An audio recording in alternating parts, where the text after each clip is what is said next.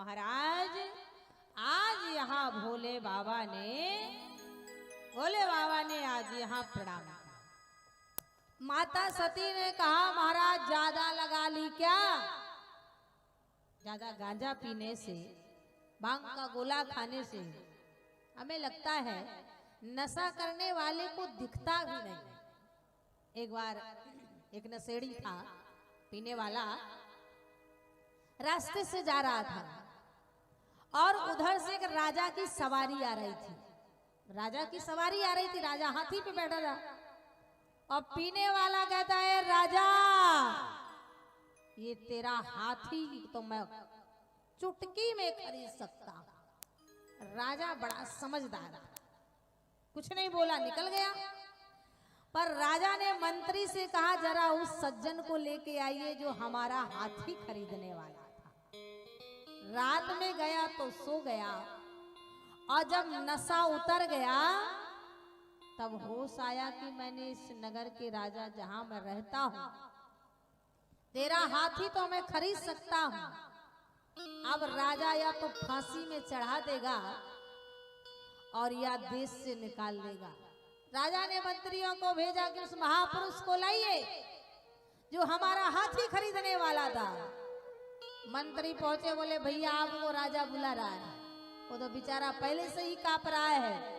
पत्नी बोली अरे जैसे जैसे गांव में गुजारा कर रहे थे तूने उसको भी हटा दिया, अरे तू मरेगा हम भी मरेंगे।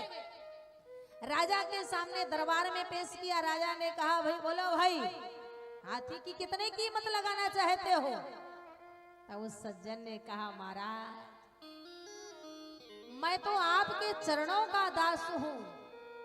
जो हाथी खरीदने वाला था एक बंद बोतल में था, पिया तो आ जाता है और जैसे सो जाए तो चला जाता है। वो तो महाराज कब का चला जाए। इसीलिए महाराज कभी भी महुआ रस नहीं पीना चाहिए। महुआ रस पीने से तुम्हारा कुल खानदान कलंकित होता है, माँ का उदर कलंकित होता है। और ये महुआ रस पीने वाले कितना भी कमाई कर ले पर महाराज जीवन बिगड़ जाता है। उदाहरण तौर में दरोगा जी, एक सज्जन को फोड़ा हो गया, 6 महीने से फोड़ा नहीं मिट रहा था, 6 महीने से। हमने पूछा क्या हुआ? बोले बहन जी फोड़ा हुआ हो गया है, 6 महीने से मिट नहीं रहा है। इलाज कराया? बोले हाँ। डॉक्टर को दिखाया? बोले हाँ। नहीं मिटा? बोले नहीं मिटा। मैंने कहा चला जा, किसी के घर में महुआ रस रखा हो, रुई में लगा, लिपेट और बांध ले, मिट जाएगा। बोले गारंटी से। मैंने कहा गारंटी से? बोले कैसे? मैंने कि इस महुआ रस ने अच्छी अच्छी जमींदारी मिटा दी, इस महुआ रस ने अच्छी अच्छी हवेली मिटा दी, इस महुआ रस ने अच्छी अच्छी रहीसी मिटा दी। तेरा फोड़ा क्या चीज है, वो तो मिटे ही जाएगा। इसीलिए महाराज महुआ रस नहीं पीना चाहिए। पियो तो महाराज भगवान की कथा राम रस पीना चाहिए। आज यहाँ भोले बाबा भी कह रहे हैं सोई मम इष्ट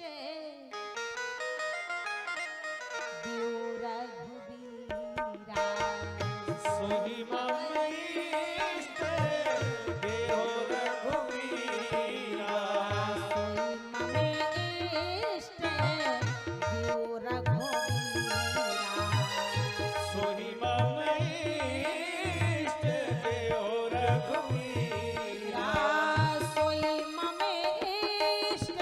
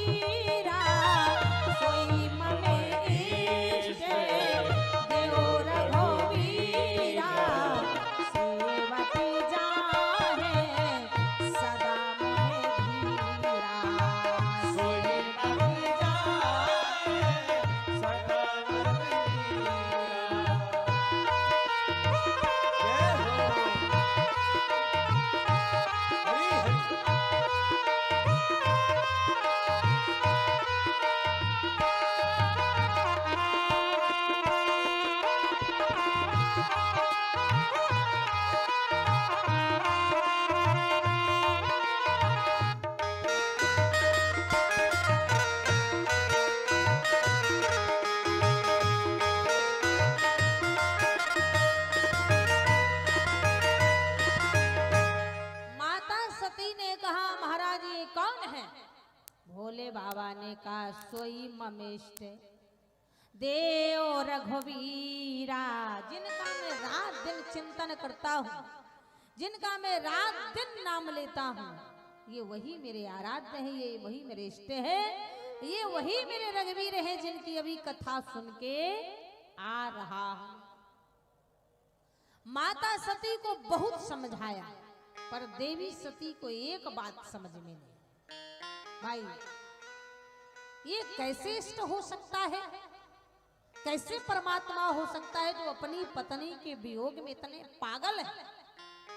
खगों से, मृगों से, पशुओं से, पक्षियों से, लताओं से, वृक्षों से पूछते हुए जा रहे हैं, खग मृग हे मधुकर श्रेणी, तुम देखी सीता मृगनयनी। महाराज मुझे विश्वास नहीं हुआ। माता सती को भ्रम हो गया, और हर बीमारी का इलाज है, पर शक रूपी बीमारी का कोई इलाज नहीं है। जब माता सती को महाराज भ्रम हो गया, तब भोले बाबा ने कह दिया जो तुम्हारे मन अति संदेह तो किन जाए परीक्षा ले। अगर तुम्हारे मन में अति संदेह है तो आप जाकर के परीक्षा ले सकती हैं। जैसे ही माता सती को परीक्षा के लिए कहा गया, माता सती तैयार हो गई। भोले बाबा ने कहा तब लग बैठ यही बट छाही, जब लग तुम आई हो मुहि पाई। और जब तक आप परीक्षा लेके वापस नहीं आ जाओगी, तब तक मैं यहीं बैठ करके इस बड़छाई के नीचे तुम्हारा इंतजार करूंगा। देवी सती ने चल दिया भगवान राम का परीक्षा लेने, पर रास्ते में सोच रही है एग्जामिनर बन के तो जा रही हूं, पर परीक्षा कैसे लूं? पुण्य पुण्य हृदय विचार कर धर सीता कर रूप, आगे होए तेहि पंथ चल जहिया बत नर भू। माता सती विचार कर रही है, मैं परीक्षा लेने तो जा रही हूं भगवान राम का, पर परीक्षा लूं कैसे? क्यों ना सीता का रूप बना लूं? क्यों? बोले भगवान राम भी सीता जी को ढूंढ रहे हैं, और मैं अगर नकली सीता का रूप बना के चौराहे में बैठ जाऊं, अगर वाकई में ओरिजिनल राम हो गए तो नकली सीता को देख के सीता सीता नहीं सती देखेंगे। और अगर कहीं महाराज नकली राम होंगे ना, तो नकली सीता को देख के हा सीता कह के लिपट जाए। पर वही होता है, कभी कभी हम लोग परीक्षा लेने तो चले जाते हैं, पर बुद्धि का उपयोग नहीं कर पाते। बोलो भाई, सीता जी का सती जी ने रूप तो बना लिया, पर अकल नहीं आ पाई। सीता जी राम जी के पीछे चलती थी, और सती जी राम जी के आगे जा रही हैं। पुण्य पुण्य हृदय विचार कर धर सीता कर रूप, आगे होए तेहि पंथ चल जहिया बत नर भो। और सीता जी यहाँ आगे राम लखन पुन पाछे, उभय बीच सिए सोहाई कैसे। सीता जी बीच में चलती थी, पीछे राम जी के चलती थी, और यहाँ सती मैया आगे जा रही है। कभी कभी ऐसा होता है माताओं, क्यों? कभी कभी पतोहू सास की साड़ी पहन लेती है, नहीं पहनती हो? क्यों भाई, पहन लेती हो ना? कभी कभी जो पतोहू होती है ना, तो सास की साड़ी पहन लेती है, पर सास की साड़ी पहना है, सास का पद नहीं लिया।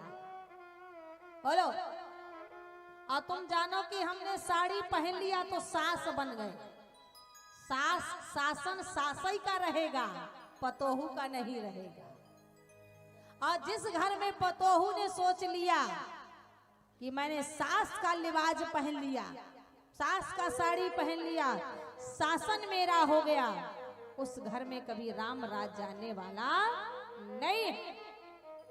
याद रखना माताओं, जिंदा जिंदा कभी भी अपने सास का शासन नहीं छुड़ाना चाहिए।